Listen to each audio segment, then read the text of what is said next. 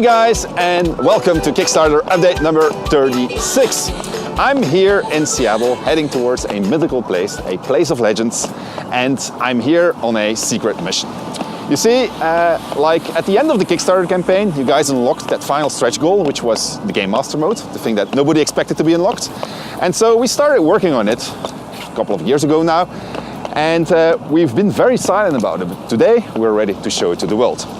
Turns out that our Game Master mode is awesome. It's really, really cool. It's a completely new way of playing, and we've been thinking about how can we maximize the exposure for our Game Master mode. And that brought me to Seattle today. Because when you start thinking about how will I promote something like a Game Master mode, you start thinking of existing campaigns. And you say to yourself, well, maybe I could convert an existing campaign and put it in Original Sin 2. And that's exactly what I'm going to try to do today, because I'm here today at Wizards of the Coast, and I'm going to ask them if I can take one of their starter set campaigns and put it in Original Sin 2. They haven't said yes yet, okay? So it might fail, but at least we'll have fun trying, okay? Let's go in.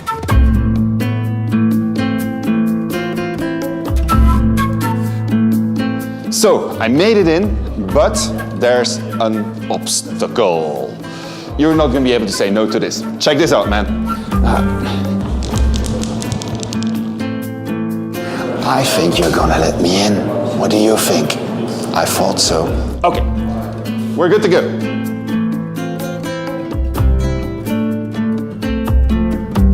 So, we made them an offer they can't refuse. And we brought all of our equipment, so we're setting up a bunch of machines here, and we're going to play a GM session here in the offices of Wizards of the Coast, and hopefully they're going to like it.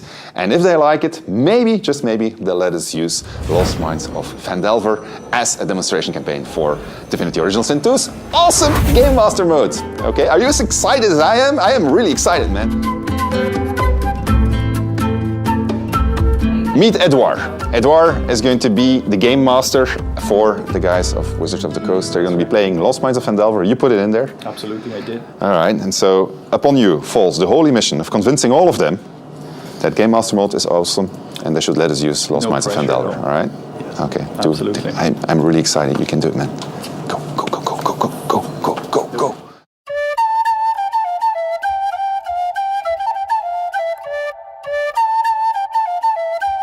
All right.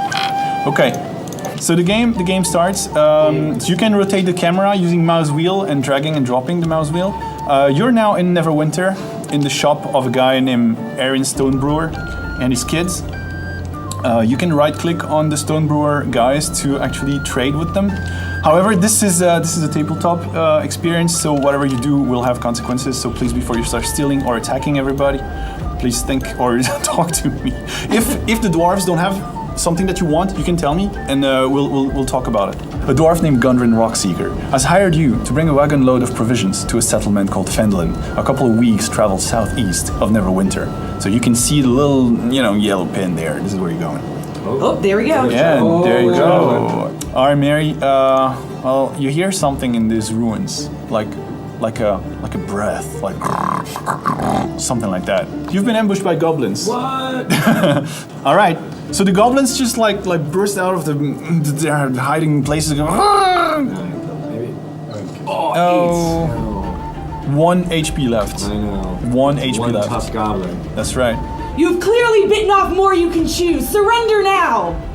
Hell yeah. So he goes, I surrender. I surrender. So well played. The goblin is absolutely terrified and doesn't really say anything. Doesn't say anything. I run up next to Mary, Go ahead, guys. Talk to them. grab the goblin and shake him and go, "What have you done? Where have you been?" You managed to also extract that there was a map that they wanted. And this is what they wanted, the map. I poke him in the back and I go, "Start walking." Yeah, okay. All right, guys. I'm sorry I'm interrupting your session, but I went upstairs to the powers that be, and so they want to know if you had fun. Did you? Yeah. Yeah. You didn't have fun? No, I did. All right. A round of applause for our game master. All right, super.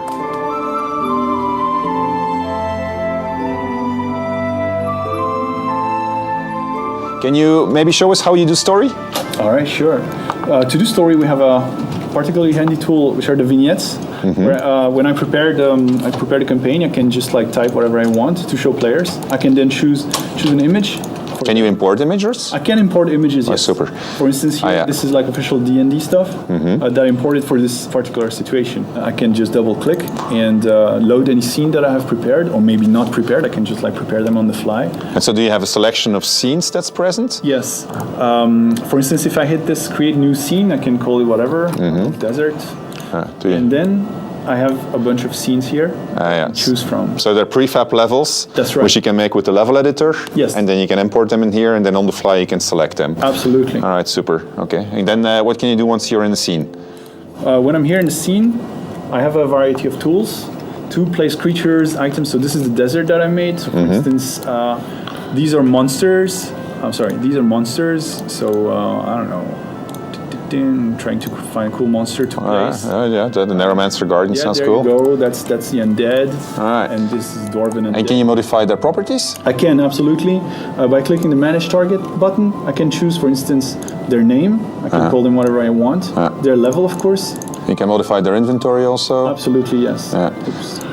So can you put like a grenade or something in their pockets? Put a grenade in their pockets. This is the selection of items that we have. This is weapons, and we have grenades, for instance. I can give this guy a bottled Inferno. Okay, excellent. That he will use in the game. And so the AI would use it automatically, but you can possess this guy, right? Exactly. I can just, instead of using the AI, I can just possess this guy, and as you can see, I can have him walk. I am him now. Yeah, so in combat, you control all of his moves just like you would be playing turn-based combat. I am essentially playing against the players. All right, cool. And then I've seen you roll a lot of dice. That's right. So we have the dice roller, which is really important for any tabletop experience, where you can just select what sort of dice that you want, and then what kind of roll it's going to be, and who is going to roll it. These are the players. Okay, super.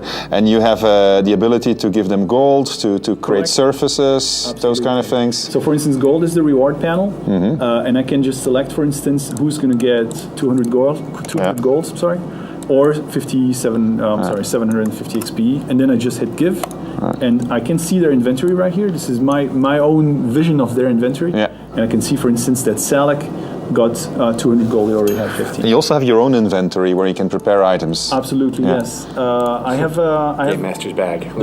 So this is some sort of like bottomless bag that I have, and here I can actually create any item that I want. For instance, I can create like a robe. I can select the rarity and name it whatever I want, tweak its properties, add intelligence, for instance.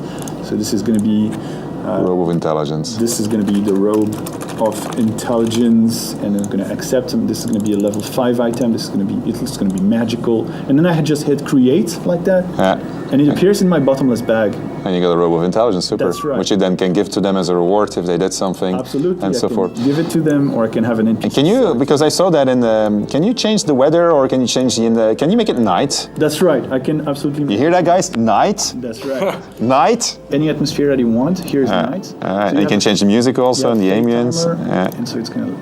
And then slowly fall night. I can indeed select the music. All right, super. This is a surface painter, so you can select, like in Divinity, you can select any surface that you want. There you You go. can just paint whatever you want. You can set the size of the brush in any way you want. Oh, I'm sorry. And also the chain reactions work as well as the. Super. Okay, so fantastic. It's all there. I can do clouds. I can do. All right. And so, and imagine now, like, just to make it hard on you, like, you want to give a skill to this guy. Like, I want to give him a fireball. Sure. So I select this guy. So here's the guy. It's right here. Super happy about life in general. And I hit K. K is my Game Master spellbook. There's all the spells that I have.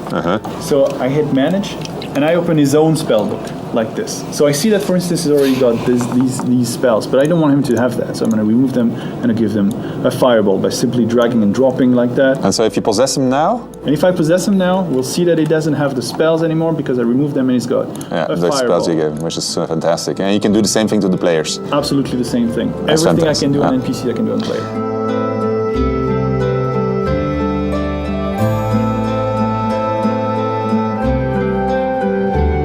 I actually really like it. I found the depth of like what's the DM was able to do was actually pretty expansive.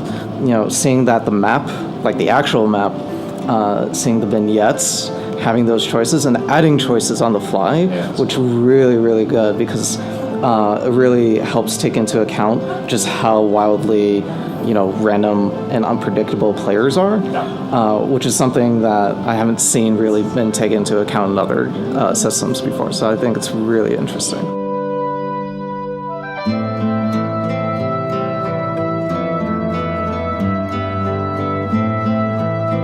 So, there you have it guys, our Game Master mode. I'm super proud of the team and what they've accomplished here. And I'm also really happy because I heard that we can actually use Lost Mines of Phandelver as a promotion tool to show the world how awesome Game Master mode is. That's not the only thing I have today. I have a stream to announce, a stream with the Matt Mercer, yes, Matt Mercer, together with Jesse Cox, Dodger, Stripping and Bikeman, which is going to be happening really, really soon. So check out on the Kickstarter page when exactly that's going to go live.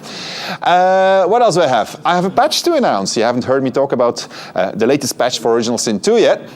It's going to be coming very shortly. We're having a few technical problems, and that is because it's a very big patch. So we've integrated a whole bunch of features that you guys have been looking forward to. So expect a new Kickstarter update with the feature overview in the next couple of weeks, I would say. And that's going to be it for today.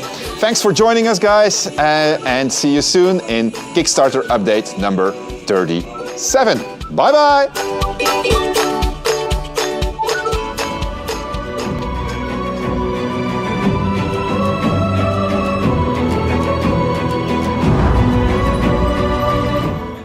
You can make yourself get horns so that you can do bull rush attacks, which cause bleeding. You can get wings so you can fly, or you can even do tentacle attacks. You grow tentacles.